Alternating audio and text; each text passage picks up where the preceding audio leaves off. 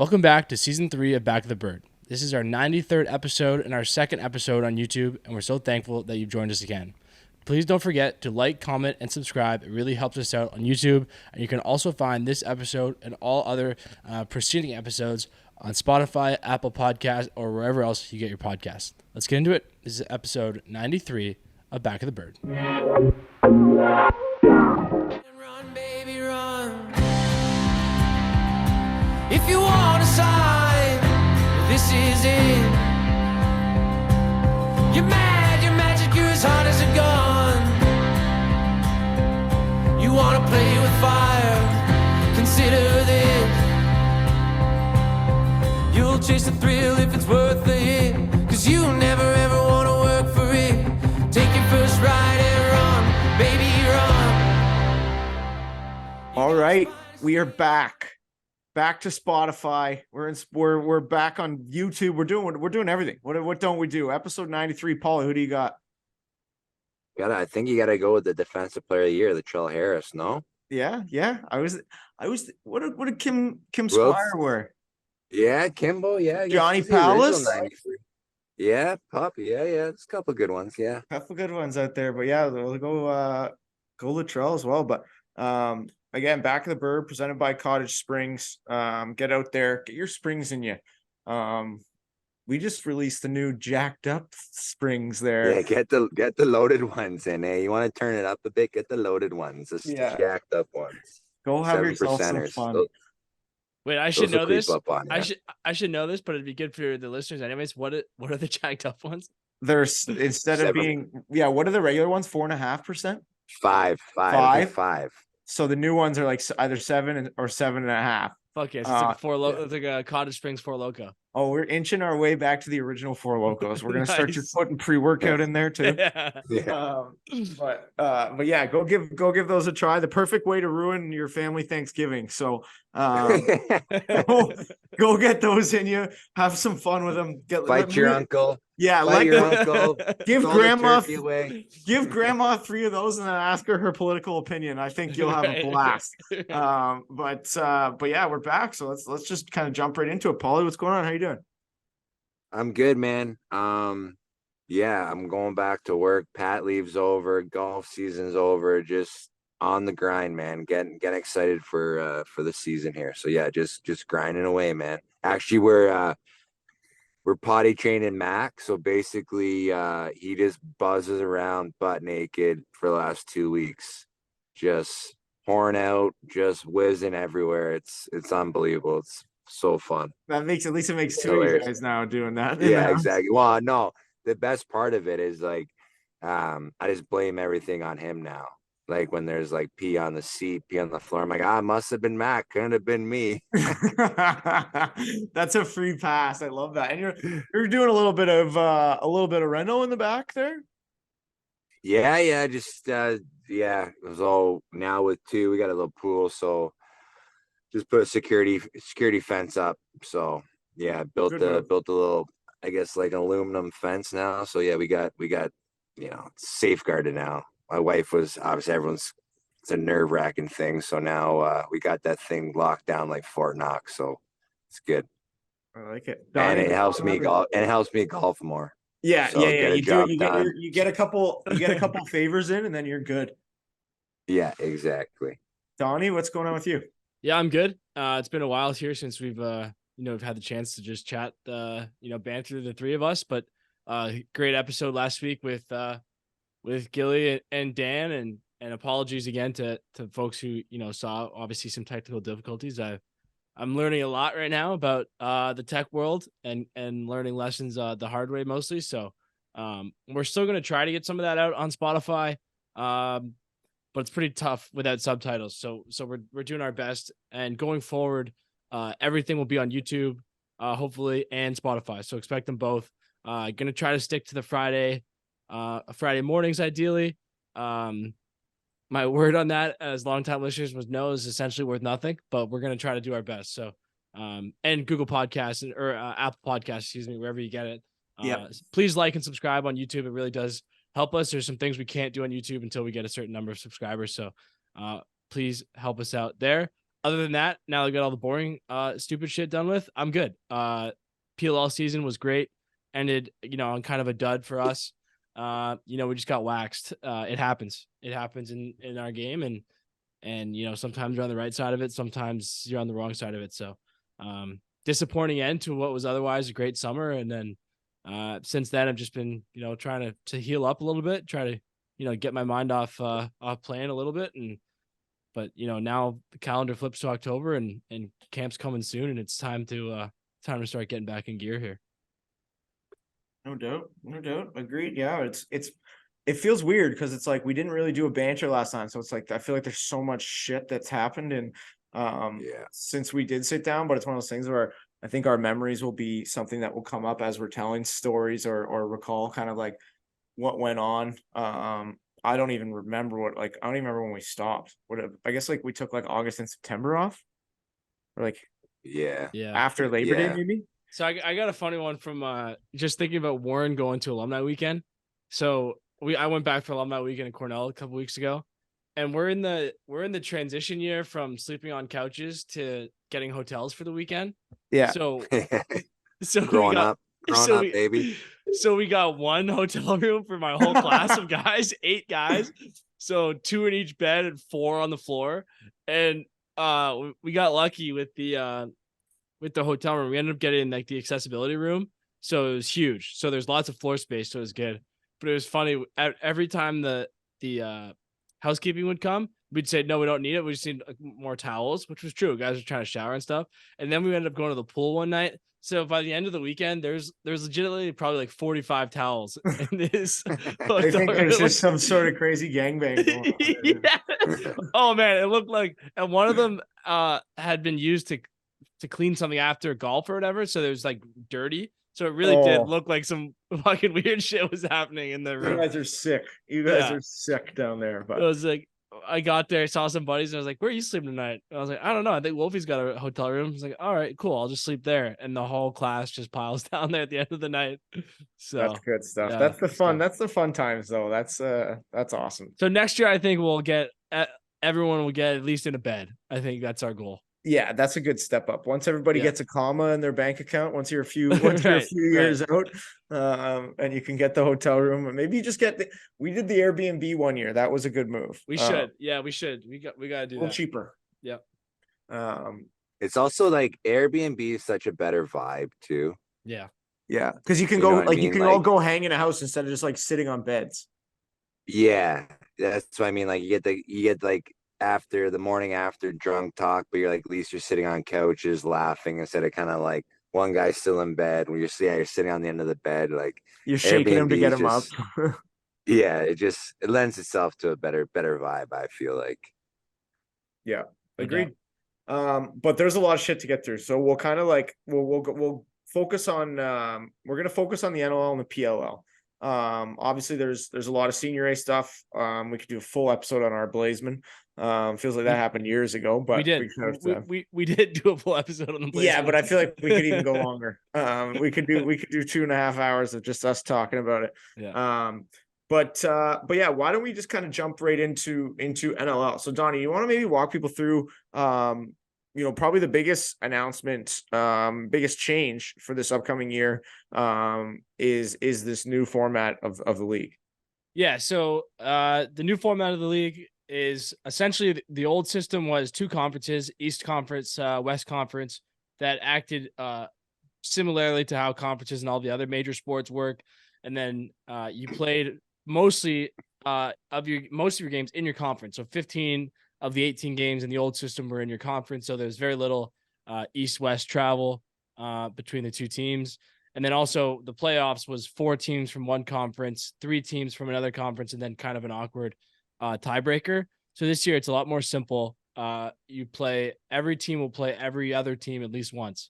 So a lot more East-West travel. And then the playoffs will be just the top 8 teams. So it takes a lot of the discrepancies, I think, in terms of strength of schedule away. There's a lot less room for there's kind of no room for, not maybe excuses, but for that kind of thing this year, that if you're going to have a chance to beat everybody. So at the end of the year, you kind of everyone can kind of control their own destiny to a certain extent. The one thing that did catch me a little bit off guard was I thought the 4 teams that you play twice was going to be more like geographic. Like I assumed what we would play Colorado More like twice. rivals. Yeah, Yeah, like more like your rival games. Yeah, because we played Georgia twice. Well, it's so not do we, we. but like Colorado plays Georgia. It's kind of like, yeah. So it's like that doesn't make a ton of sense, but whatever. Yeah, so we got Georgia twice, Philly twice, San Diego, and Vegas. So I guess San Diego and Vegas are close to us. But I just assumed that it would be like Calgary and Colorado would be the other two, and we'd kind of do it Yeah. that way. But I mean, my perspective is as an Ontario person who plays in the West, it's great. I get to, over the course of my career, play close to home a lot more often. So from that standpoint, it's good for me, or I like it. No doubt. I love it. I think again, kind of being in this league like long enough, like it's almost like the league's not big enough to have like 2 divisions, kind of like with like 15 teams. It's almost better, like, yeah, just go 1-8, like play everyone. And then again, like you say, it kind of takes away like some of the bullshit, like tiebreakers and like maybe a team moving over. It's just like, hey, you got to play everyone once. So you have a chance to like basically write your own destiny. And it's just like 1-8, super simple. And I think kind of like, I think it'll be a little bit better for the fans too. Like, you'd be able to get to see kind of guys you didn't get to see before potentially and all that stuff. So I like it, man. I think it's simple, it's easy, and it's just like, and it'll lend itself. Like, I kind of want this like in almost all sports, like, and then you should have the best teams like at the end, right? Like you look at like the NHL playoffs now, and it's like, oh, Stanley Cup final happened in like the first round, right? With Yeah. like going out of division. So I feel like with this, it's like you should get the 2 best teams, regardless of who that is at the end, and like no excuses. Everyone has a chance to get there, right? So I like it. I think it's a cool move and kind of like a fresh take for the league too. Agreed. Yeah, I agree with all those points. And for once, I don't have anything to add. It's kind of nice. People don't have to listen to me chime in there. Yeah, another thing I had heard, just kind of rumor mill, but one of the other kind of advantages of this system is that it doesn't mean that the next expansion team would have to be in the West to even it out. It means you can kind of put it wherever you want because it's just becoming one of the 16. That's fair. I had heard that logic, and that it kind of made sense to me. Certainly I don't think expansion seems like the focus. Heard it here now. first. Donnie said a team's coming to Nashville. Right? Yeah, that's definitely what I said. But yeah, so yeah, I'm cool that I haven't heard anyone have an issue with it. No. The biggest change is going to be for Toronto, Roch, Buff are going to have to travel a lot more. And honestly, it's just gonna be a little more expenses for those teams. You're gonna have to fly a lot more. For the Western teams, it doesn't matter. We're flying somewhere anyway, so it doesn't matter where you're going. Makes sense. Outside of that, I mean, kind of on the same note, we had quite a wide range of schedule release videos in the league. They all had their own little personal flavor to them. They're all had a little jam. Interesting to see kind of how everything gets put together. But I mean, in my opinion, anything is good if you're putting it out and getting stuff out there. There's definitely something around the better range than others, but I'm gonna kind of stay out of that one. Oh, hey, give us your top videos then, Dan. Yeah, Dan's gonna power rank the schedule release videos. Oh, fuck me. I don't know. It's I mean, no surprise they got Connor Kiernan eating fucking wings, but he'll love that one. But yeah, it is cool to kind of just see at least like, we talked about this, I think, when we first started this podcast, like rising tides raise all ships. Like when people start to really put some effort into the social media part, it's like you're gonna get left in the dust if you don't. So seeing a schedule release videos instead of just like posting a graphic of your schedule, like they're actually kind of putting some creative juices behind putting these things out there, which is pretty cool. Yep, totally agree. I like it. Okay, and then big announcement. Brodie Merrill, hanging him up. That's a long, long career. I mean, unreal stuff that guy's done for the game. How long he's played for the game. How long he's been at the top of the game. Just a million loose balls. It does everything. Leader. And then obviously, he's going to continue to do it, but off the floor, off the field. Directly creating a pipeline for a lot of Canadians to get down to school. So his hands will be on the game long further than him playing on it. I think that's something pretty cool. And obviously a heck of a career in itself. But. Yeah, I'm looking at it right now. 276 career regular season games, 2,778 loose balls. It's just crazy. It's a mental stat. Yeah. Mental. It's crazy. If only he played for the Vancouver Warriors, he would have had 9,000. Yeah. It's crazy, man. I honestly thought he was coming back. Obviously, like with my brother retired that we already talked about, that was kind of right after the season it was done. But as the season went on and he played in the that Worlds or whatever, I really thought he was coming back. I gave him a call to wish him well, and I haven't got that call back yet, but I'm still waiting to talk to him, give him my well wishes. But I was lucky enough to play 2-man cups with him, play in Philadelphia with him, play in San Diego with him. So I've got to work at the hill with him. So I've got to see Brodie firsthand, and much like my brother, they're kind of the perfect human, perfect lacrosse players. That's kind of who you want to emulate if you're a young player in that position. Just kind of does everything right, works hard on and off the floor, and obviously you read off those stats, everything he had was earned, not given. So it's hell of a career for Broads, and it's gonna be weird him not suiting up, to be honest. Yeah, his first season with 2006. So, and when did your brother start? Earlier, because my brother he was 18, right? Or 19? Yeah, 20. Yeah, 20? He played right fourth year out of junior. So and he went back and played fifth. So I want to say 2004 or 2003. He was 21 years. So wow. Yeah, minus 2000. So no, 2001, 2002. 2002. Wow. So for the first time in 21 years, the league is not going to have a Dan Dawson or a Brodie Merrill playing it. That's kind of crazy. Crazy. Yeah, it's wild. Unreal. But on that note, we'll go to maybe the Hall of Fame stuff first. Just on the note of Brodie retiring and Dan as well.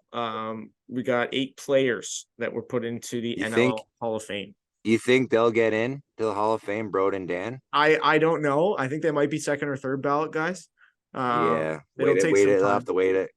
wait a couple years. I think the league said that Brodie has to come on the podcast before they put him in. Dan's good. Dan can go in. Brodie's got to come on first. But hey, just really quick before that though, on Brodie, I think this is of all the accomplishments, this might be the number one for me. The LSM of the Year award in the PLL is called the Brodie Merrill Award. Yeah, so he played 4 years in the league where the award was already named after him. Crazy. That's how you know you're a baller, eh? Yeah. How awkward, and knowing Broads, how awkward do you think he probably felt that the award was named after him he's playing? Yeah. I don't know, man. But it is cool though. Yeah. So okay, NL Hall of Fame. They elected 8 players. I think this was a couple of years of inductions that they just had the ceremony. I could be wrong about that, but loaded class: John Grant Jr., Colin Doyle, Steve Toll, Sean Williams. Really cool to see Toller and Sean Williams go together. I think most lacrosse fans know how close they are. So for them to get elected together is pretty cool. Casey Powell, Reggie Thorpe, Kevin Finneran, and Pat McCready. And I thought it was pretty funny, Paul. The picture of there's a picture of John Grant in the press release, a picture of Willie and Toller together, and then the picture of McCready is of him fighting you in the Yeah. NLL press release. I was like, wait, I know that It's guy. just, it's like pretty much every press release that gets let go now is I'm in there. Suits gets announced as the assistant coach. They put him fighting me. It's like he's the assistant coach. Why are you putting a picture of him fighting me? So that's just that'll be my claim to fame. Everyone that gets elected or hired, just put a picture of me fighting them, and then just look like I'm taking a bomb. So yeah. I got a funny Gang. Kevin Finneran story. Really? So my good buddy of mine I went to High Point with, he's a Philly guy, like has a place at the Jersey Shore or something. And when he came to one of the Riptide games, and at that game they gave us a bunch of like the Riptide shirts that they almost look like the old Islanders logo, where it just says like NY, and then the bottom of the Y was like a lacrosse stick. So I just grabbed a bunch for like him and his buddies. So I guess he wears it for like pickup basketball, and he was like walking to pick up basketball at the shore, and this guy like stops him and was like, "Oh, like you know the Riptide?" He's like, "I'm Kevin Finneran," and he's like, "I don't know," like, and this guy's from Philly, like grew up going to Wings games, like just like didn't know. And he's like, "Yeah, whatever." They're talking, and he's like, "Okay, I'll see you later, whatever." They go their separate ways, and like I get, I guess Finneran like went back to his place and then like saw him again. And when he went back to his place, like they saw him again walking on the strip, he went back and got like one of those mini banners of like from his banner raising and gave it to my buddy. And my buddy's like, that's unreal. What am I gonna do with this? Like, thank you, I appreciate it. Now I've never met Finneran before, but I think that's an all-time move. It's just like, oh, I'm sure this fan would like a mini banner raising from me. But yeah, I mean, like you said, that's a loaded class, man. I should add two officials were also inducted, Roy Condon and Bill Fox. Have we inducted every official that's ever ref in the NLL? No. At this pace, as long as you get one game under your belt, you're going into the builders category. I can't wait to name the refs award after guys who are still reffing. Yeah, the Fergie award. It's good. But I mean, again, those guys are big part of the game, and I mean, it's funny, man. When you take a step back, like I see the same 4 or 5 guys for the last 20 years of my life. Every game, but like they're grinding it out, going to ref all these games. So, big shout out to those guys. Are those like, so is that considered like a builder? Like, do we do that, or is it just like officials? I would say it's it's got to be a builder category. Yeah. Okay. I mean, I don't know if that's what they called it, but like that's what I would assume. Okay, we'll call it that. Now, I guess on the same, obviously in the same weekend there, NLL Draft, Dyson Williams goes 1, so that's a big weekend for their family. Obviously, it was pretty emotional on the speech side of things, and from kind of both those guys, like with media and stuff, talking about Tucker and kind of everything that he's meant, and like them kind of almost doing it together and doing it for him, and it was pretty cool. But yeah, I think no real surprise there, but there was a lot of other shit at the draft. I don't even know if we have enough time, probably not, to go through it all. You guys can go check the transaction page, or Lax Mag, give us a summary. But yeah, a lot went down at that draft. One that people probably expected to be a bit quieter, and then it kind of got heated up in a hurry. Anything else? You guys all good there? But yeah, I guess on that note, Paul and I have new teams. Yeah. I was gonna say, I was looking at the notes. You gonna skip over that part? Or? I was gonna skip over that, but yeah, Pauly, Colorado. He's headed out to the what do they call it? The Mile High? Yep.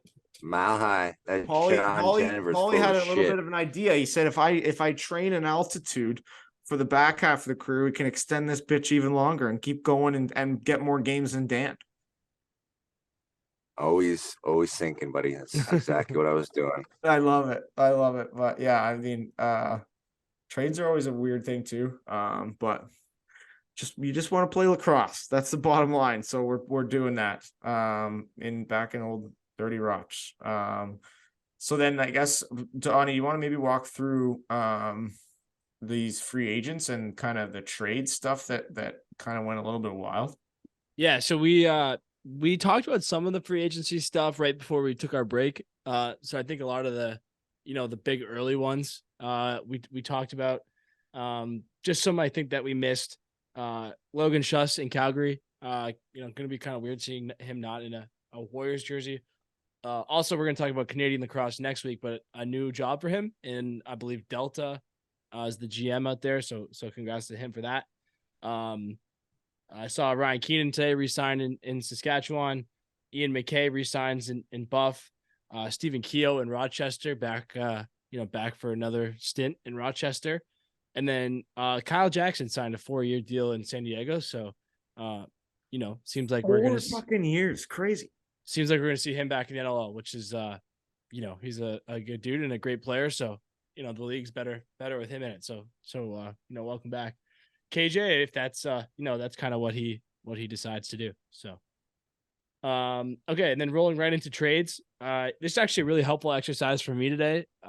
Just putting down our notes, just, kind of reminding myself of what happened. And as I kind of turn to 23, 24 here. So, right around the draft, like Dan said, there's a bunch. Vegas trades Jackson Subak and a couple picks, first round picks. So notable in this case for the second round pick, 5th rounder and John Gagliardi from Vancouver. So other than the draft picks, Gagliardi going to Vegas, Subak going to Vancouver, and then 3-team deal. Buffalo gets 2 seconds and Steven Orleman, goaltender.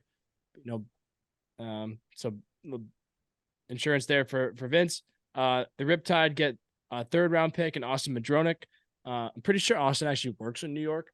So sounds like that's more convenient for him. Interesting. And then Saskatchewan gets Nathaniel Kozebnikov. I almost for sure pronounced it wrong. Sveshnikov. Yep. Perfect. Andre Sveshnikov. Sveshnikov. Okay. Toronto.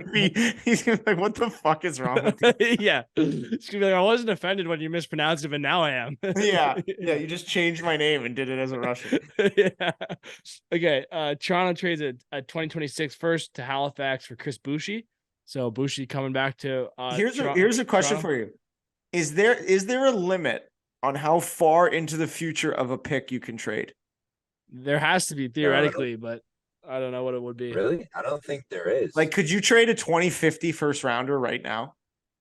Yeah, maybe not that far. Yeah. I mean, but I would say 10. I bet you could go.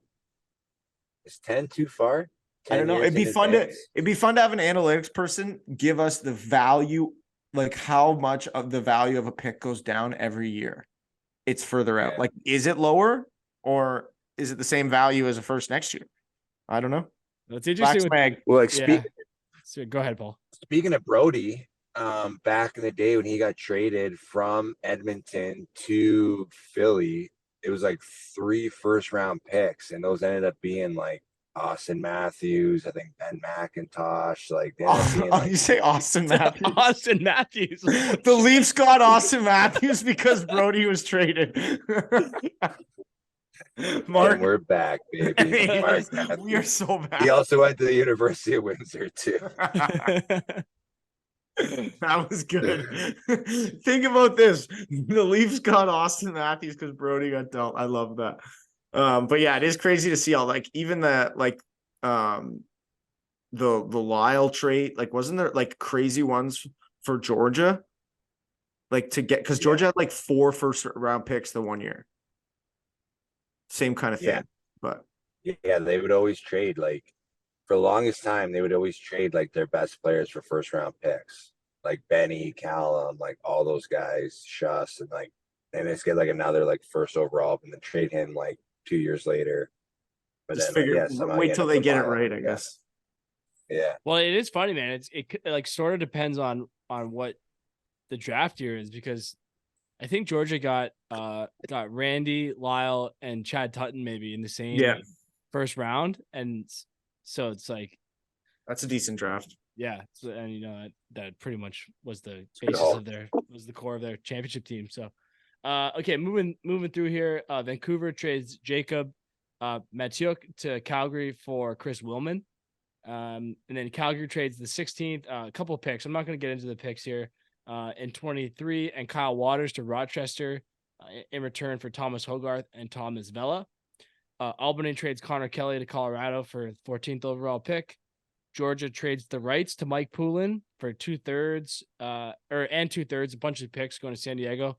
Pauly, I was going to ask you about that. Like, how does that kind of work? So I actually saw technically Josh Sanderson becoming the coach of Calgary was also a trade. Do you know how that works? Trading guys who become coaches?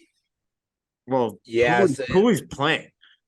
He is? yeah, Pulley Yeah, is he's playing. off Yeah, the he's retired coming list. back. I'm fucking Yeah. dumb. Sorry. No, it's fine. I'm going to take that out. Pooley absolutely hoodwinked us. He said, I'm out. Just kidding. I'm back in. Let's go to San Diego. It's warm, boys.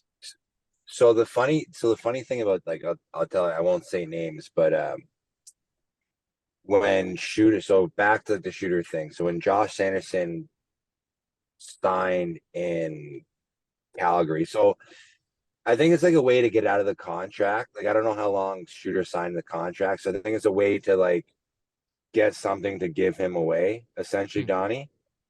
Right? Like, Makes sense. but so back to that. So, like, when Shooter left, I was like, man, like, San Diego has no assistant coaches. Like, I think it was just him and Patty last year. So I was talking to another person in Lacrosse, and he's like, I know who's going there. I'm like, well, I'm like, let me know. I'm like, I won't. I'm like, we're not podcasts. I won't say anything. He's like, I can't tell you. And then he's like, you know who it is. And I was like, I don't know. And then he's like, so then he ends up bringing Mike Poulin's name. So he got it wrong because he thought Pooley was gonna go coach there, but no, Pooley's back. So I messaged Pooley. I talked to him. He's just like, yeah, I want to come back. Pooley's one of the greatest guys ever. But Oh, yeah. So yeah, he wasn't going to be gone for long. You could tell. no. So He's got like anyways, 400 kids at home. You got to get out of the house. Yeah. And there's no better way to get out of the house than a cross country. Yeah. Right. And to go as far as you can in America. Yeah. And then the last one, or two more. One, Vegas trades a second round pick for Casey Jackson from San Diego. And then for once, I was actually very prepared today on my let's notes. go. And then Dan Littner got traded today, and I forgot to write it down. So let me look up that one really quick. Jameson? Yeah, so Dan Littner got traded for Jamison Dokes, and I think there's some picks involved there, but that was like a fifth and a second somewhere. One of them got each. Yep, that was the gist of it. So and then we talked about it before we took our break, but Mark Matthews in Toronto, Crowley in Vancouver, Rubish in San Diego, Beers in Vancouver. Those are some of the big ones that kind of happened before. There's And then other Dilks to Vancouver too, right? Yeah. Did you say that? Yeah. I missed that one. So yeah, there's been a lot of player movement here. So it's a good, like I said, it's a good exercise for me to just kind of plot out like who's gone where. And the Bushi trade, I completely missed that in real time. I saw that a couple days ago. So yeah, a lot of movement and a lot of new faces in new places. And yeah, it should be fun season. It'll be nice for Mark to be reunited with his brother Austin in Toronto. So that'll be nice for him. I feel like I saw one that I was like kind of surprised at, but I forget. I was looking at the transactions. Anyways. Yeah, regardless. Like a trade or a signing? I think it was or it was actually like somebody going on like the holdout list. I was like, what the hell? But yeah, a lot of stuff. And again, that's a great resource, kind of speaking of it. Like, so if you're a fan out there, you want to like get an idea of like just kind of how many different things go on or whatever, you lose track. They do update that NLL transactions page quite frequently. Like they've been pretty good at that. Haven't got the stats on player bios yet for on the website. They'll be available soon. It's been saying that for 3 years, but if you do, like, even right now, if I just go look at the transactions page, it's already got like the full trade for Littner and everything on there. So pretty up to date. Now do we want to kind of touch on the summer and the junior NLL? Yeah, so I had the junior NLL champions here. U13 champs, Buffalo Bandits. U15 champs, Calgary Roughnecks. U17 champs, Toronto Rock. Pauly, this is the time of year when we get in trouble for not mentioning championship teams. I think we'll run into more issues next week with the Canadian list. I'm sure we'll miss some league somewhere that we forget Yeah, to mention. the Arthur Shamrocks are going to come Right. for us for winning the E division. Right. We'll cover as many bases as we can. Yeah. Starting with junior and NLL. So, yeah. Yeah, congrats to those guys again. Great stuff putting that on and getting kids out. Something that wasn't around, obviously, like when at least Pauly and I were kind of coming through and doing all that stuff. But yeah, pretty cool. Anything else we want to touch on before we send it over to Warren Jeffrey here? I think that's touching all the bases. Touch them all, Joe. I got that trivia that so I was just messing around today. I was bored, and on NLLstats.com, Graham Parrow's site, great site. Shout out to Graham Parrow. You can see assist partners for your whole career. So how many players have assisted, how many goals you scored assisted by a certain guy, how many. Oh, interesting. So Jesus, how long would it take him to do that? Fuck me. Holy. I think he's got some coding algorithm that where when you put in the game sheets, it can tell. Okay. So Yes, I think it's called Chat GPT. Yeah. Shout out Graham, by the way. I want to be clear that I think this is sweet, and we're not ripping off his stuff. Yeah, we're getting it out to the people. Yeah. So you guys have scored. You guys have assisted on 6 people. Both of you guys have assisted on these guys. Do you want to guess who they are? I would assume they're all Roch Yeah. guys. Yeah. So my brother's one for sure. Yep. Jammer. Nope. Shoot. Keo. Keo's not on there. What? Scott Campbell's the second one. Wow. What am I doing passing the ball to a D guy? Yeah, I don't know how that would have come up. All right, this is gonna be kind of tricky. So it's Joe Rez, it's Josh Courier, Kyle Jackson, and Corey Vitarelli. Wow. You guys shared. And I would have never. Yeah, go ahead, Paul. Sorry. No, you're good. I would have never got that. No, not even close. So, let me make sure I have this right here. So you guys have both of your most assists to one player is to the same player. Do you know who it is? My brother? Yeah. Really? Yep. Dan, you have 7 assists to Dan Dawson, 5 first assists, 2 second assists. And Pauly, you have 11 assists. 11 and none back. 0 back. We got to address that.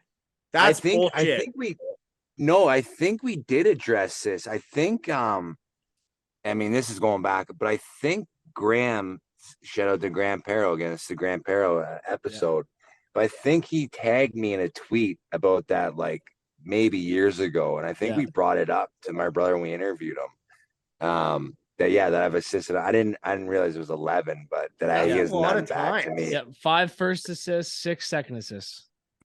I actually have we got a really cool photo that it's sitting in my basement. I need to put it up. But when we were playing in Boston, I assisted on one. He came out of the box and I hit him for a breakaway and he scored. And then we have a cool, my dad framed this. It was in his basement, but it's a picture of us embracing after me passing to him.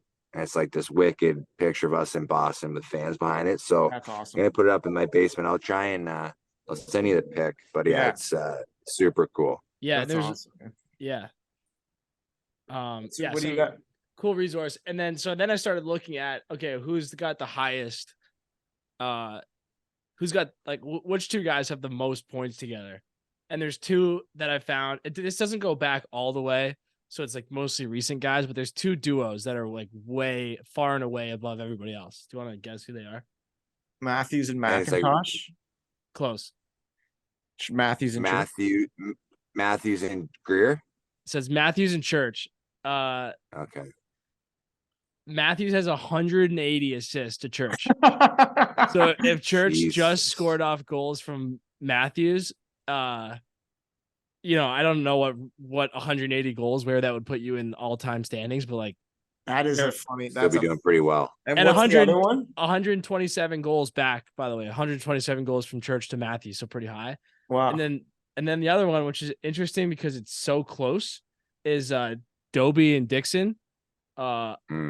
144 goals by Dane, assisted by Dixon. 140 goals by Dixon, assisted by Dane. Wow. The thing that's crazy about that is both those guys are righties and lefties. Yeah.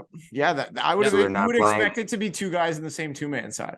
That's Yeah. why I said Greer, because like back in the day, like when they were winning those championships, Greer was like Matthews' running partner. Yeah. But yeah, that's actually makes it even crazier that they're like righties Well, and lefties. I guess when you do take a step back, power plays got to fucking count for a lot of those. Yeah. for sure. For sure. But and it's just games still. played together is like the most important yeah. 100%. thing. So just Yeah. some other kind of like interesting ones. Brodie Merrill, his most assists were to Dan Dawson, and his most goals were from Dan Dawson. So of all the Wow. guys he's played with over the years, thought that was interesting. Did Pauly ever pass to me? No, I don't think so. Don't blame me. And vice Yeah, Dan Dawson's most goals and assists are both from Cody Jamieson. Josh Sanderson has 1 million assists to everybody, 75 to Doyle, 67 to Beerns, 57 to Wilson, 57 to Blaine Manning. Dane Smith and Josh Byrne are getting pretty high, 85 assists to Josh Byrne, and Tavares is all with Steinhaus. John Grant Jr.'s are with Sean Williams and Adam Jones. So just kind of interesting, but Yeah. but these it's a guys cool are like, resource. yeah, these guys are like, John Grant Jr.'s most goals were from Adam Jones, 76. Like Church and Matthews at 180. Like it's crazy. That's so many. Yeah, That's it's really fucking crazy. crazy how well and how long they played together. So Yeah. Anyways, so cool. Shout out to Graham again. Yeah, shout out Graham. On that note, why don't we send it over to Warren Jeffrey here? So as always, brought to you by Lucky Penny Media. At Lucky Penny Media, we're a full service marketing company without hefty agency pricing. We understand your brand is everything to you, and when working together, it means everything to us. You're more than just a client, you're a partner and a teammate. Our philosophy is simple: you grow, I grow, we grow. So here he is, Warren Jeffrey. Okay, this Mimico native spent his minor lacrosse career with the Mimico Mountaineers and returned to Mimico when the Junior A expansion team arrived during his second season, where he played the rest of his junior career with producer Donnie and competed for the 2017 Minto Cup. He also attended Vermont University, where he was named a first-team all-conference his senior year. He was drafted with the 6th selection of the 2019 entry draft into the NLL by the Colorado Mammoth. In his young pro career, he has won championships with both the Mammoth and most recently in the PLL with the Archers. Welcome to Back of the Bird, Warren Jeffrey. What's up, brother? Hey guys, thanks for having me. Good to see you guys.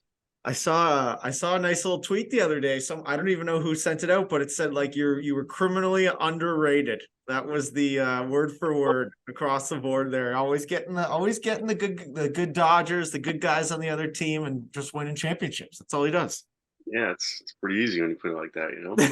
This game is easy. Yeah, What's going on? How's life? Things good? Yeah, things are great after coming off that win.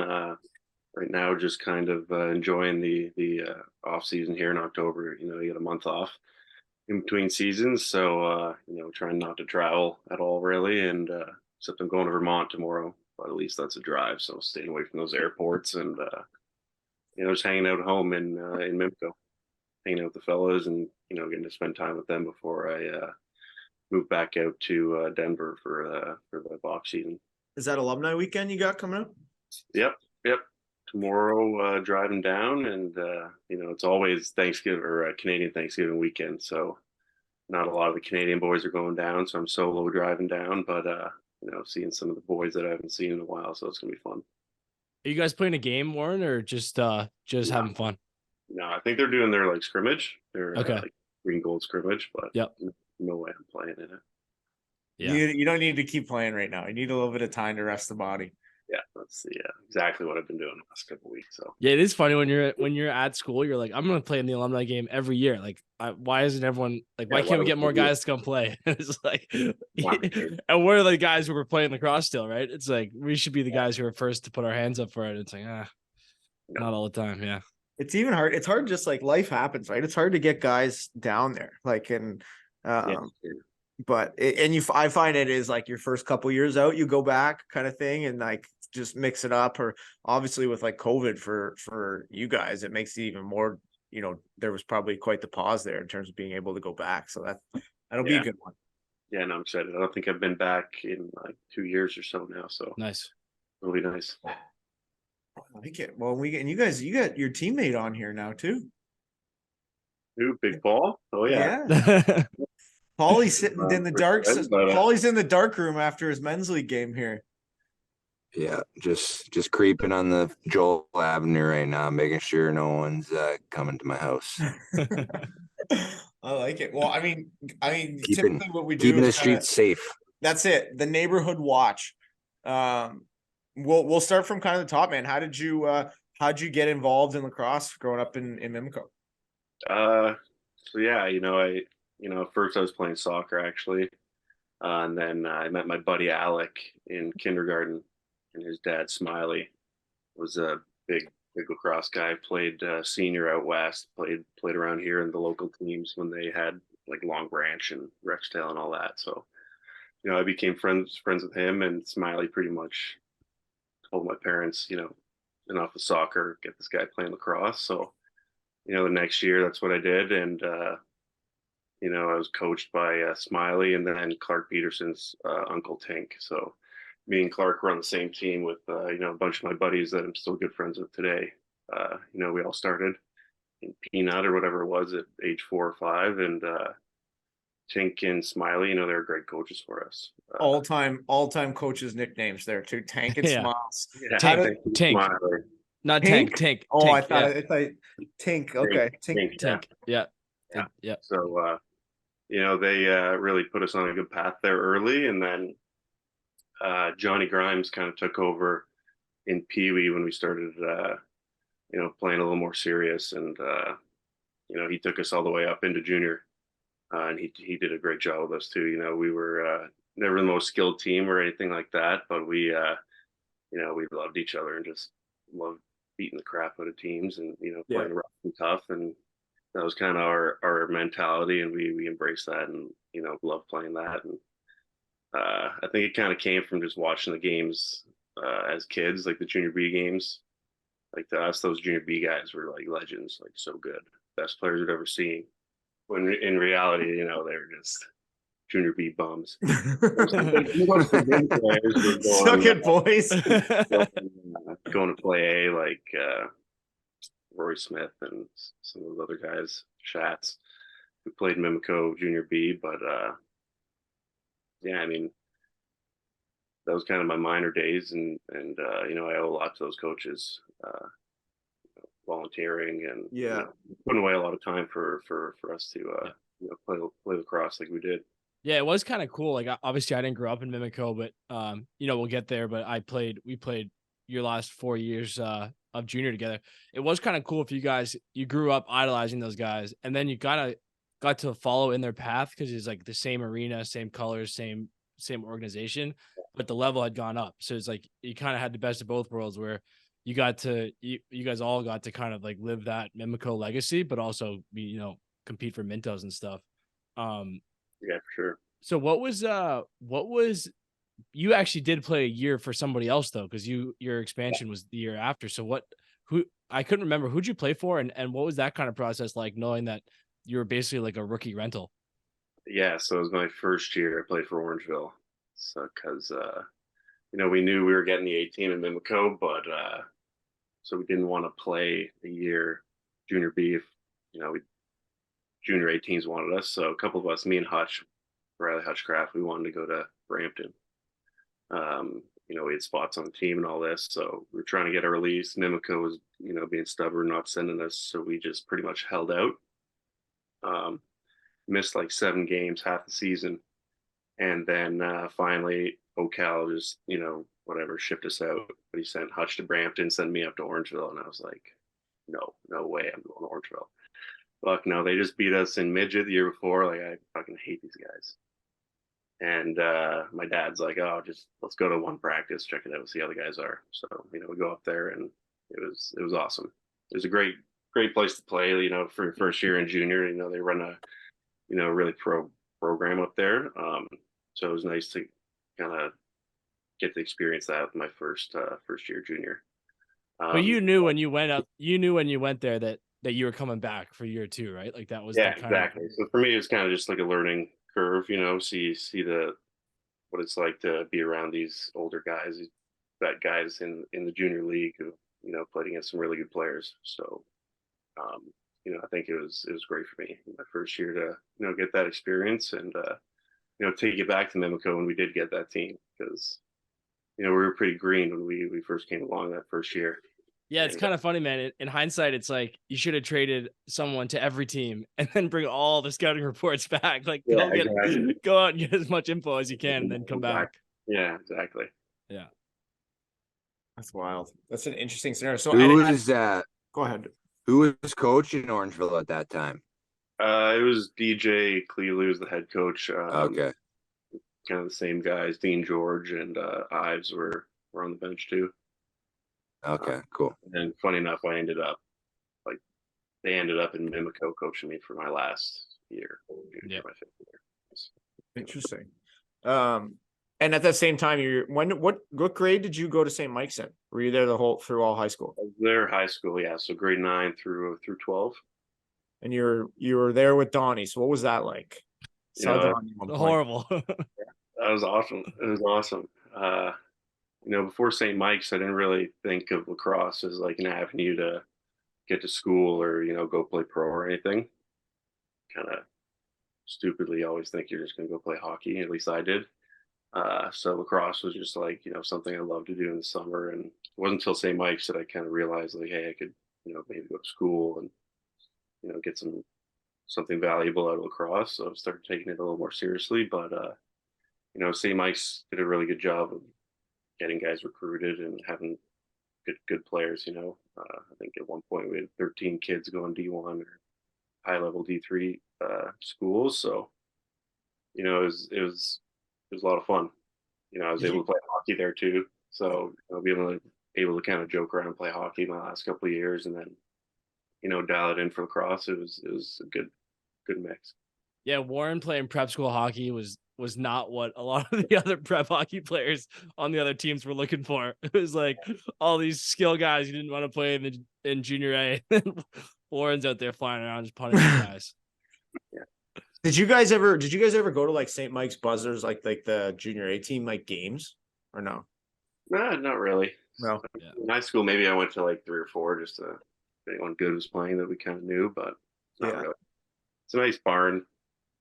St. Mike's rink is fun to play in. It was small, so you just buzz around the corners and take guys' heads off. Yeah, you love that. You're salivating seeing that. So back to junior. So we come back to Mimico, obviously your second year. Just we kind of talked about it already, but what was that like? Kind of realizing like, oh, this is the big time, and we're doing it at home. And for those that don't know, like Warren's talking about the guys he grew up with.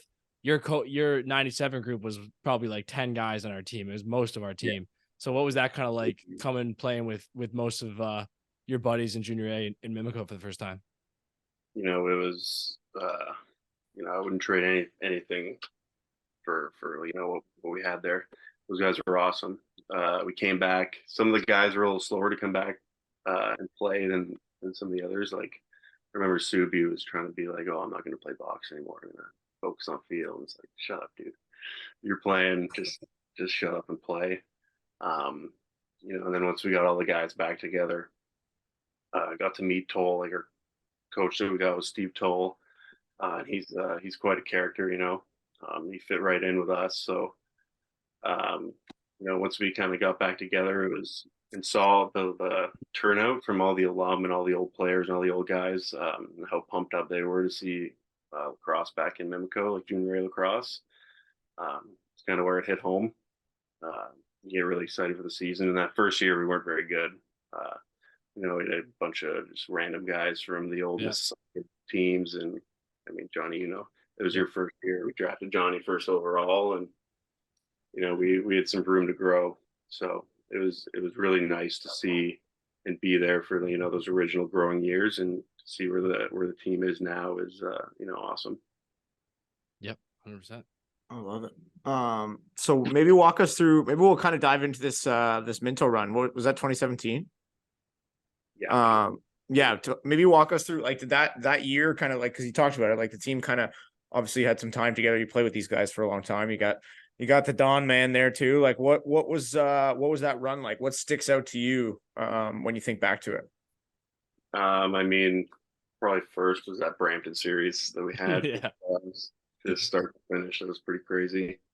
For you guys, if you don't know, like Brampton, us our 97 year, Brampton had a really heavy 97 year, and we hated each other all the way up through minor. We had a pretty good rivalry going, and that year they were hosting the Minto Cup, and they thought they were all this and that. So we didn't want them to play for the Minto in Brampton. We wanted to spoil it.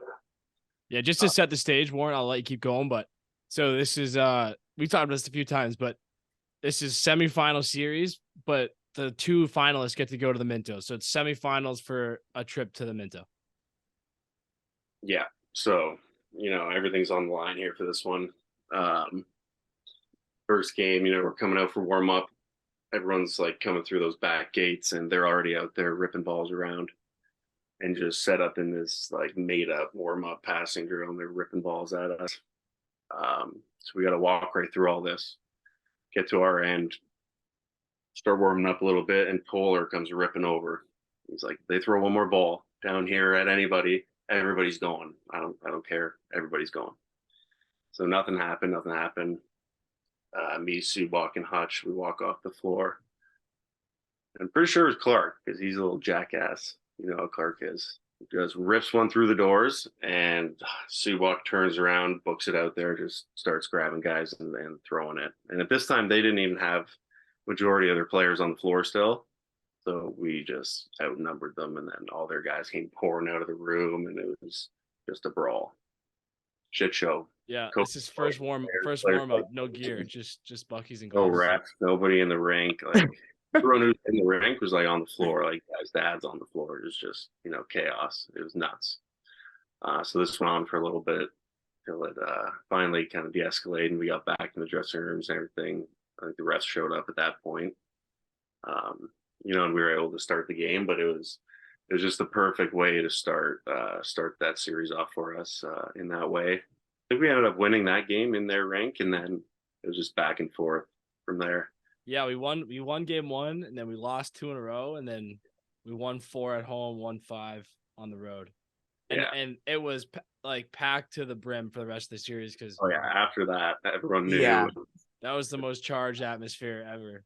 Everyone was looking to fight too. Like everyone, fans and security, and the yeah. Doug Arthur, their GM, was freaking out, like trying to kick people out. It was nuts. Hundreds of people on the verge of fighting, like basically at the drop of a hat. So, Yeah. Is this the same game that Borgs got put in a cop car for the helmet incident? that's why. Yeah, that's why after the warm up thing.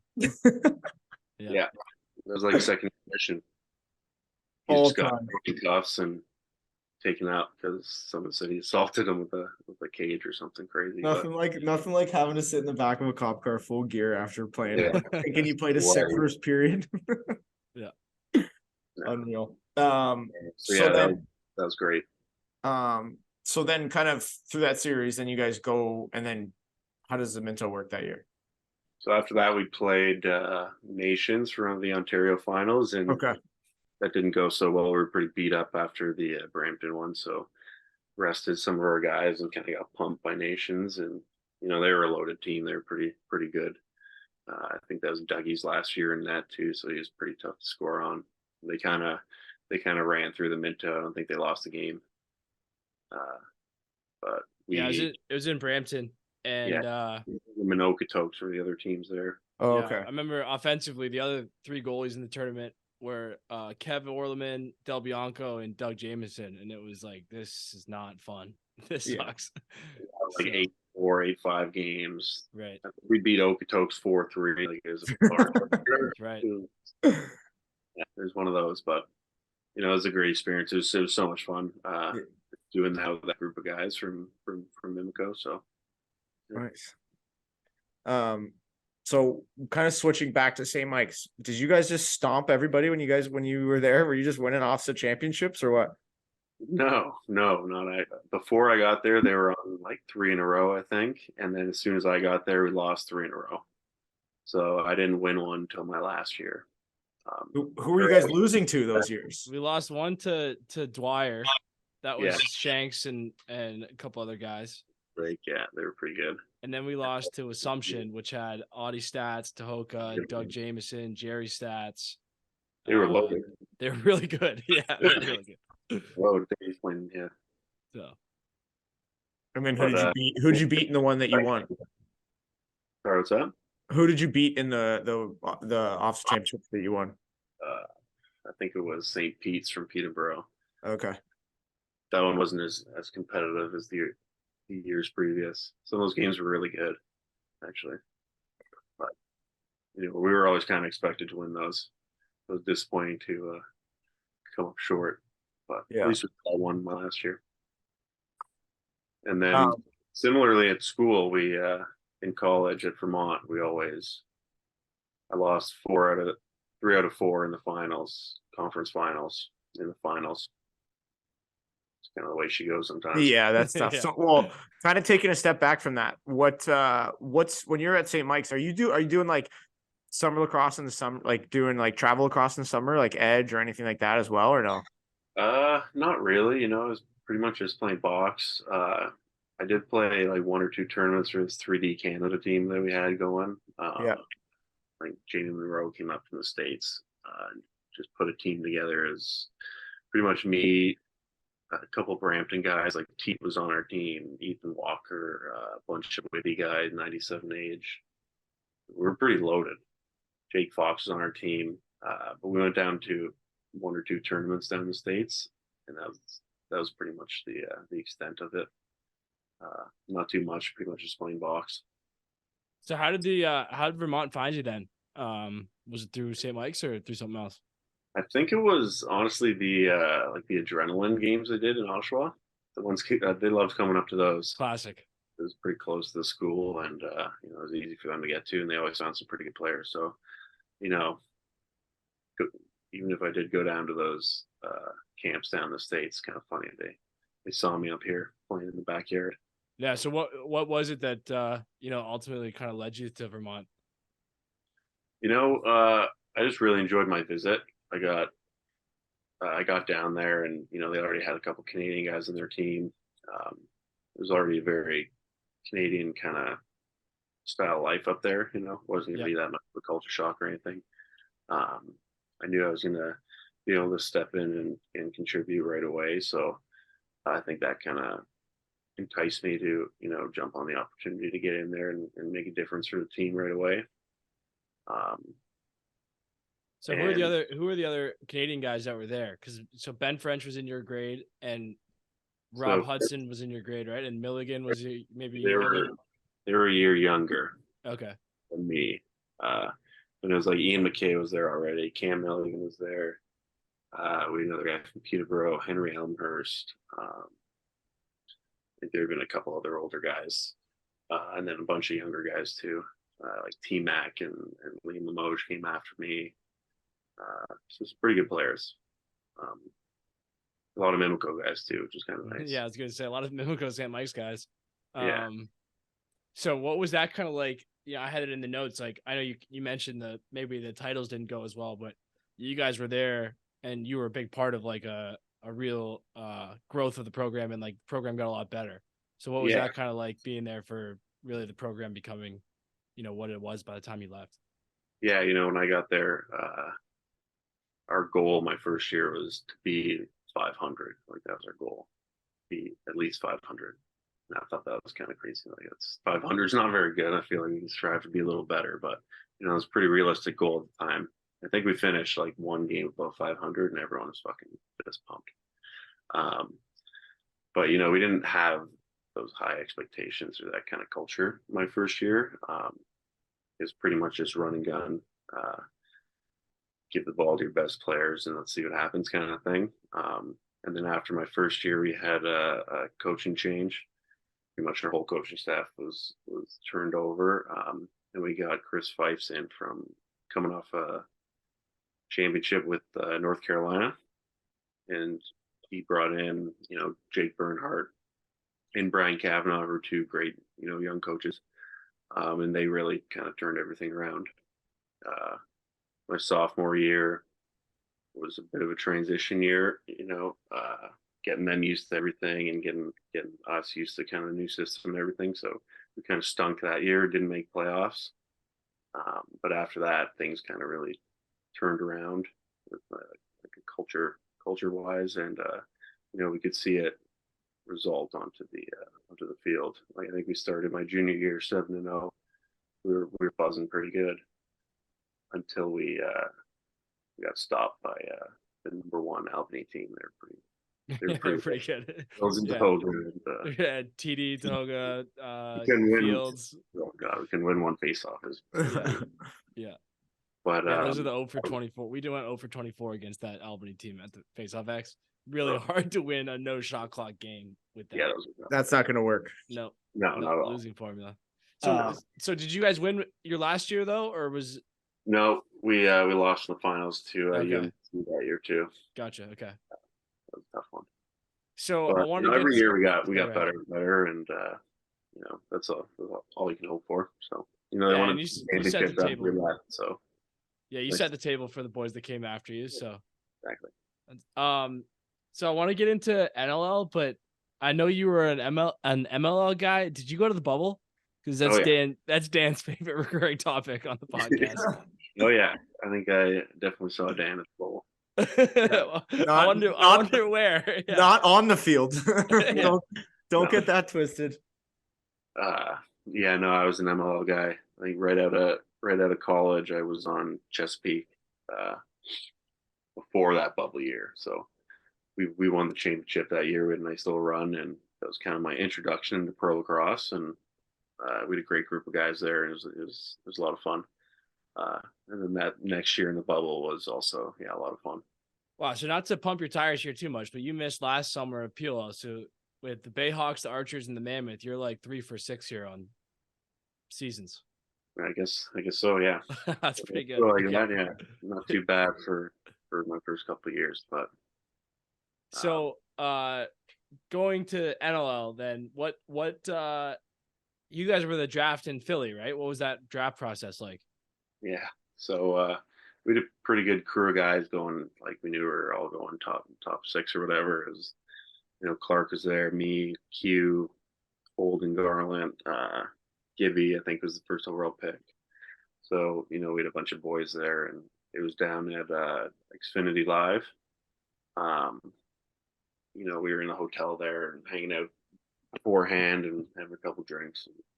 It was pretty fun. You know, we were definitely the drunkest ones there. You know, that's why up front, they just pretty puddled by the time they kept dragging everything on. So, what are you supposed to do? Yeah, it was by the time everything got going. You know, we were pretty drunk, but you know, it was a lot of fun, and it was nice to experience that with those guys. And you know, my family was down there, and you know, a couple of their Mimico parents and friends. So, you know, that was awesome. Yeah, it's funny. We had Clark on maybe 3 or 4 episodes ago, and and that's exactly what he said. He said, I went to dinner with the Halifax guys, and I was just trying to keep my eyes open. Oh, I didn't know he had to do that. I found out afterwards, but that sucks. That would have been so nerve-wracking. Yeah. So then you would have got a half season in of NLL when COVID hit? Yeah. I had my half year. I was living out there, same deal, living out there for the season. And then everything kind of just stopped there halfway through. We were doing all right. We were on a bit of a 3-game heater when everything stopped. So we were, you know, pretty excited about where our team was at, and then, you know, you never end up getting going again. So that was kind of tough, but pretty successful first year, I'd say.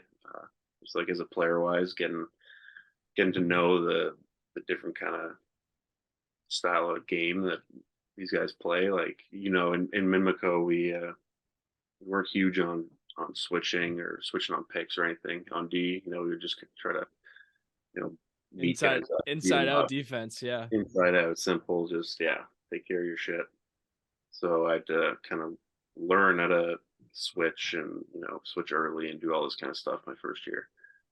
So that was pretty much my focus that first COVID year, and then when everything came back, kind of had to relearn it all again because we'd been off for fucking 2 years. Right. Who But that's interesting you say that, man, because we typically talk about this stuff more with like Americans or guys, O guys who kind of have like schematic stuff. How'd you learn that stuff? Was it like one player or coach that really took you aside, or just like, you just kind of get in the system for long enough and you kind of start to learn it? definitely took a little while. It's you get a lot of help from your D partner, when you run that 2-man game. So I was lucky enough. I had Johnny Lintz, vet guy, working with me. He was my D partner for my first couple of years, and finding someone that you can trust like that, and if you know where he's going to be, it makes it a lot easier for you to do your thing. So kind of building that connection is kind of where it all starts. Yeah, And cool. definitely watching guys. Like I was watching guys like Coatsy, Dan Coates. He's the captain my first year, and he loves to do this spin move off picks. So you kind of incorporate little things like that, and watching these older guys. Yep. The orange, I call it the orange little spin, but I guess everyone else does it too. Well, I heard a couple old guys say how much they hated it, so I was like, all right, maybe they're on. Zach Deacon's the best I've ever seen at it. He spends the whole game just going in circles, and it's crazy. Call that the Pauly spin. Yeah. I just fucking sit there, just anchor the crease. Yep. No spinning, just anchor the crease and just point at everyone else. Pauly plays Mimico defense. No I switch. like that. Yeah, inside out. We love that. Yeah. So yeah, I mean, do you want to kind of should we get into PLL? What do you think, Donnie? Yeah, we can talk PLL or the NLL championship. Yeah, good idea. Okay, so maybe we'll do that way, kind of leave the PLLs kind of most recent. So maybe walk us through that run. Like did you guys feel something in the room, kind of like as playoffs are approaching and guys are getting closer, you guys are kind of getting hot at the right time, or what was that like? Yeah, I think he nailed it there. We didn't have a necessarily pretty regular season, but we started getting hot at the right time there at the end of the season, and we knew we had a good group of guys. We could score when we needed to, and at the end of the day, we got Wardo behind us making saves. So, we had a whole lot of trust in him. And then who's that first? Who did we play first? Calgary. Just winning that first game in Calgary. The one gamer. After that game, we kind of figured, we can do this now. On San Diego, and we had a couple battles. We lost Leeser there kind of before we even started playing that series. So we that was a tough loss, obviously. Our leading scorer, and just such a beauty to have in the room, and seeing him go down like that was brutal. But we used it to rally around. If he's not going to be there, we may as well just do it for him, and if he's selling out for us, we sold out for him, kind of thing. And we just built off everything that year and that playoff series, and kept it going into Buffalo. And that was a pretty hostile environment in there. They sold out NHL size rink. It was definitely a pretty cool experience. But we just had a game plan and a mentality that we kind of just rode that whole run, and stuck with each other and stuck to the system, and paid off. Was there like a speech or some kind of memorable moment where someone maybe said something that you kind of look back on in that, whether it's before the game 3 or at any point in the run where someone said something that's kind of stuck with you?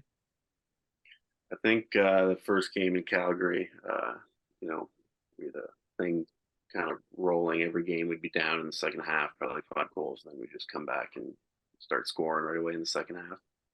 So Scott Carnegie was like, we got to play every game like we're down by 5. So that should be our motto, down 5.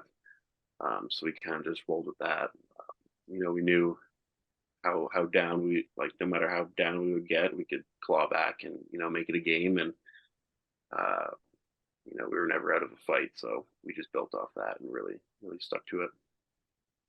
Yeah, and you mentioned playing like in front of the big crowd in Buffalo, but obviously big crowd in Colorado too. What was that like, kind of playing in front of that crowd? Obviously it's always pretty good, but in the playoffs in particular. Yeah, it's you're right, it's crazy out there too. We got really good fans, especially how in NHL season, like, you can tell the crowd's more into it in the playoffs. You got a similar kind of vibe in those two rinks. The fans come out and they love it. They sell out for us, and we're out after the games getting autographs and trying to meet as many of them as we can. And they seem to love it. So we try to support them as much as they support us. But they're great fans, and they make it a lot easier to play too. Yeah, it's a lot of fun playing in those big barns. And then what do you remember from game 3, from the last game? What maybe from the actual action of the game? What's the memory? I don't remember much from the actual playing of the game, honestly. I think the biggest thing that stuck with me was just how loud it was in there, like walking on the floor after warm-ups right before the national anthem and lining up on the line. And the whole place is just head to toe just covered with people, and it's so loud, and kind of taking that all in before the game is kind of what stuck with me. And then before you know it, buzzer went and we had won, and celebrated with the fellas. So I think that's what I'll remember most. Yeah, it's cool. And then post game party, what was that kind of process like? It was good. We were on the floor for a bit taking pictures, with family and everybody, and then had a pretty good time in the dressing room. We were probably in there for as long as we could before they took us out of there. And then had something set up at a hotel rooftop bar downtown. It was downtown Buffalo. Those bars on Chippewa Street, they don't close too early. So, we were out late and had a really good time. It was fun. It sucks because right after that game, everyone kind of goes their separate ways for the summer. So, you got to make that last night last. Yeah, were you lucky enough to be in Denver when you guys had the parade? Yeah. So there's a bunch of us back there still before we had moved out, and we were lucky enough to be a part of the Avs parade there. So it's definitely something I'm going to remember too. Yeah, it's pretty sick. Cruising around on the fire truck through the city with 500,000 people around is pretty special. What was that day like? Was there some heavy drinking going on, or what? Well, yeah. 8 a.m., you're in the Lexus Club at the rink with like all the Avs guys, just drinks and beers and a bit of food, and then just booze all day, pretty much. How it is.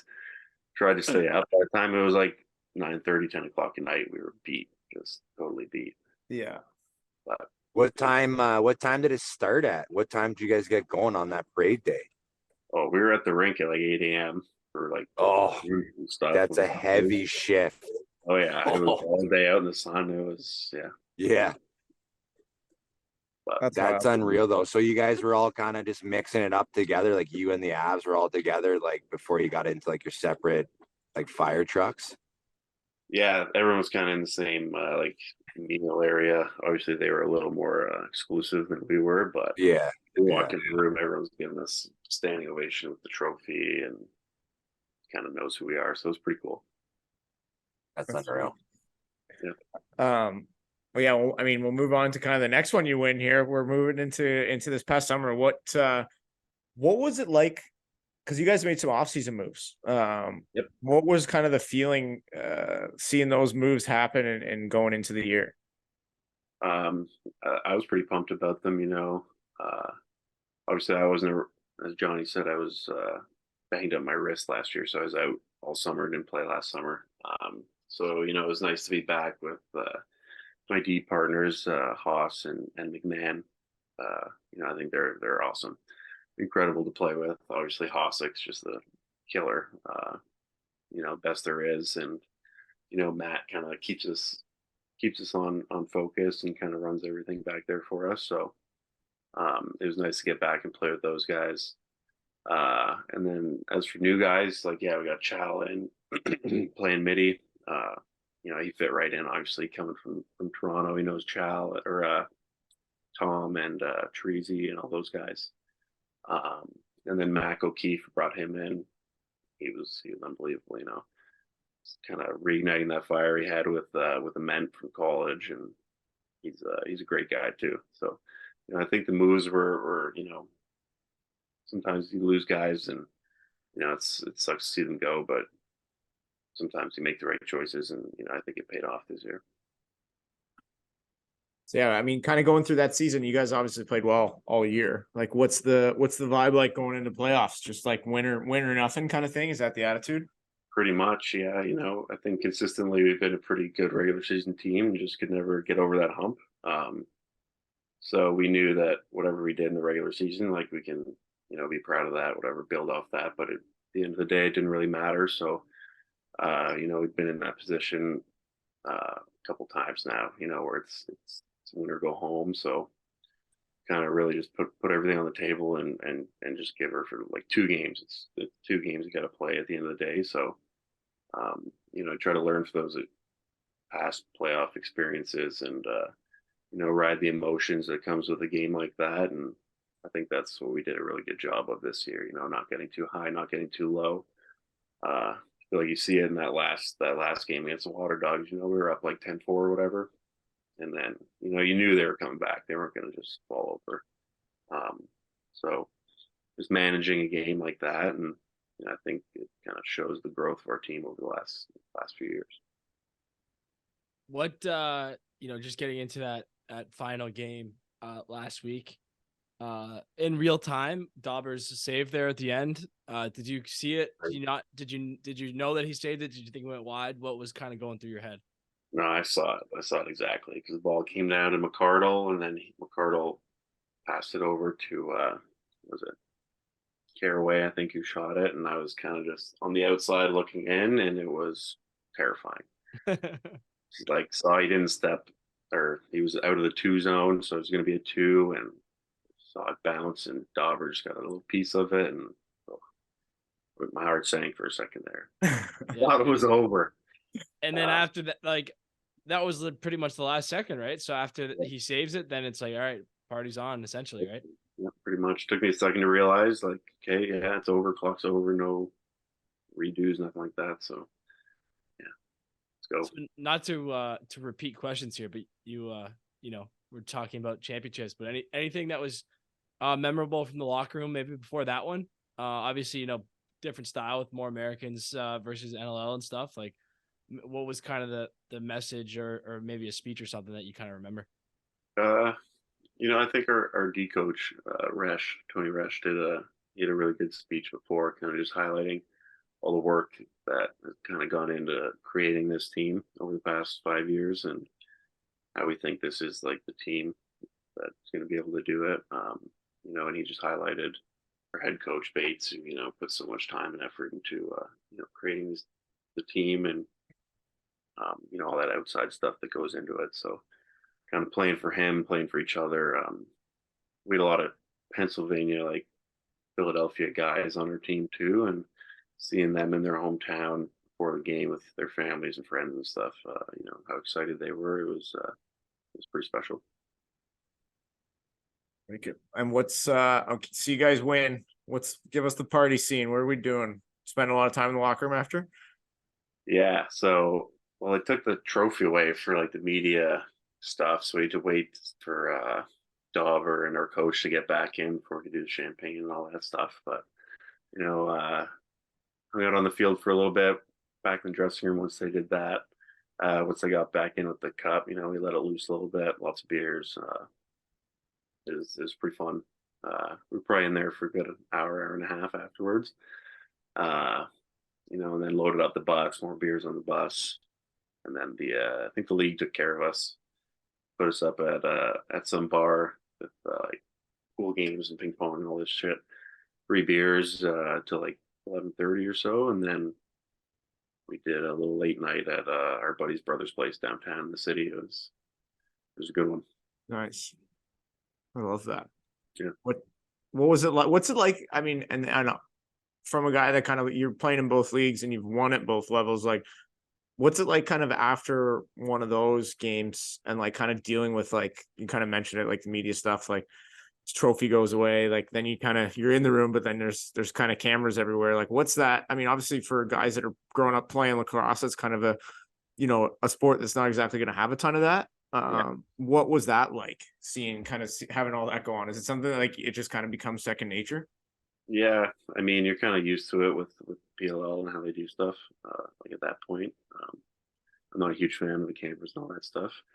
I think it's a little weird having all of them in the room. You know, after the game, there's like 10, 12 other people. They aren't part of the team in the dressing room. It's sometimes can be a little overkill, but you know, it's like get what they're doing, trying to get in there.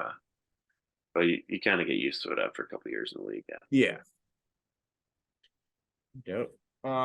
I guess we've had you for a while here, and we can kind of, you want to cap off with the number question here, Donnie? Well, one more question. Yeah. What are you most and least looking forward to about playing with Paul? No, just kidding. Jesus, Donnie, I haven't even kidding. made the team yet, for fuck's sakes. Come on, man. Just trying to survive in this league. I only got one leg left on this league. Come on, man. Perfect. You're still on the front 9, buddy. Come on. Yeah. And everyone knows you play 36. A day Yeah. with 2 young kids. So how'd you pick the number? Have you always worn, you wore 14? Have you always worn that? Yeah, so I'm 14 in box and then 27 in field. And there's no real reason. Honestly, they're both kind of hockey numbers. 14 was my hockey number originally, and I think probably got it from my dad liked Dave Keon, old Leaf captain, and Nice. Shanny is a Mimico guy. Who always wore 14 to Red Wings and everybody. So kind of translated over to box. It'd be my Mimico number, and then 27. I don't know, just another D hockey number. Wendell Clark. That would be a good one because 14 was taken my first year at St. Mike's. But no special reason. So you kept the 27 for field, like you wore it at Vermont and you wear it now, like you kept it the whole way. Yeah, I just kept it going. That's funny. That's like box and field numbers. I don't know if I know anybody else. I don't know if I do either. Yeah. That's real original. I like it. Well, I think that kind of covers everything off, man. Again, appreciate the time. Again, hell of a start to the pro career here. It's just good, guys. Winning's following you around. So appreciate you taking the time, man. Get some rest. Let those bones get all rested up, ready for camp, which appears to be coming in a damn hurry here. But I know it's sneaking up. Yeah, awesome, man. Okay, well, appreciate you taking the time, and we'll talk to you soon. All right, thanks a lot, guys. Appreciate it. Thanks, Moose. Thanks, brother. See you soon. Yeah, we'll see you guys. See you, Paul.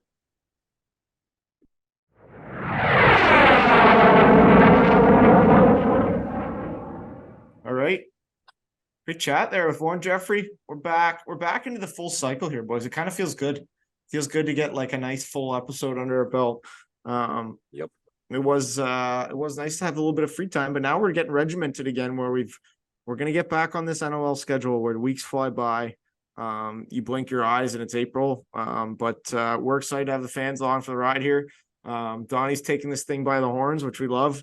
And hopefully, have some new exciting things for you. We might even have, stay tuned, but we might even have our own Canadian Division I Player of the Year that might get a bit of an award from our Back of the Bird Cottage Springs.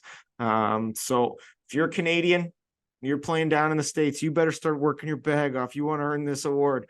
It's not going to be your standard things that get it done. It's good. You're going to be like our football guy of the week to steal something from Pardon My Take. So, but I guess we're going to have to come up with something other than alcohol to send these guys. That probably doesn't send the best message. Yeah. Maybe some merch. That just says cottage on it. We'll send them some books. It'll be like a scholarship one. Yeah. Exactly. or we'll just, we'll give them some alcohol in the summer once they're 21. Right. But yeah, shout out to, I know Smitty sent me a picture there of one of the guys, one of his buddies at Robert Morris, who won our hat giveaway over a year ago. And has not received a hat, so we'll work on that. We've also got some merch from our Bar Down buddies here, so make sure you go check out the store there, Bar Down. Get your Back of the Bird stuff. You need a sweater, you let me know. $1,000 a piece. They're limited edition. But yeah, I think that pretty much covers off the week. We all good, boys? Yes, sir. Okay, Yep. beautiful. Well, thanks for listening, and we're excited to be back on a regular schedule with you guys, and pumping these things out and getting the fans connected to the best players in the world. So we'll talk to you guys soon. Peace.